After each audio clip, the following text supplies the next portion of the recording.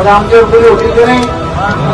पण या ठिकाणी आमच्या तरुण पोरावर गुन्हे दाखल झाले आणि त्यांच्यावर गुन्हे दाखल झाले नाही. हे तुम्हाला पसंत आहे का? हे तुम्हाला पसंत आहे का?